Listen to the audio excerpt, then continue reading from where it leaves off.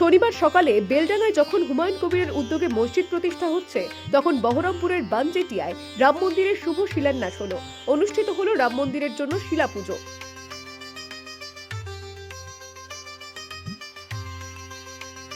পরবর্তীতে ভূমি পূজন অনুষ্ঠিত হবে।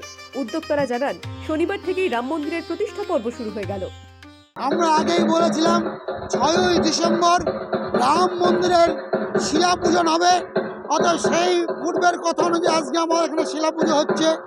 90 সালে যাবে গোটা দেশব্যাপী ইট পুজো হয়েছিল, শিলা পুজো সেই নিয়েই আমাদের অযোধ্যায় কিন্তু রাম মন্দির হয়েছে। আমাদের এই শিলা নিয়েই বহরমপুর শহরে রাম মন্দির তৈরি হবে।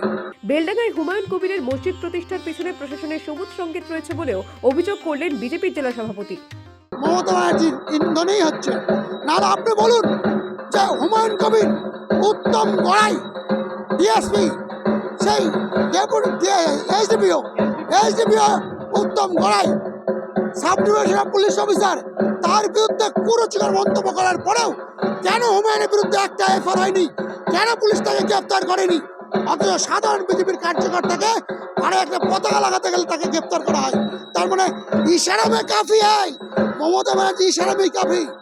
মমতা ব্যানার্জি আসার দুদিন আগেই হুমায়ুন কবির উত্তম গড়াইয়ের ব্যাপারে বলেছে, হুমকি দিয়েছেন, কলার চেপে ধরবো, পিটবো। তারপরেও মমতা ব্যানার্জি এসে কেন এখানকার এসপিকে বলেননি ওকে ইমিডিয়েট গ্রেপ্তার করেন?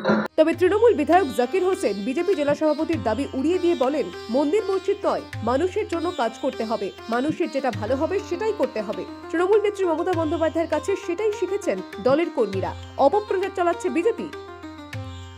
মুর্শিদাবাদ থেকে মামিনুল ইসলামের রিপোর্ট, দ্য ওয়ার্ল্ড নিউজ।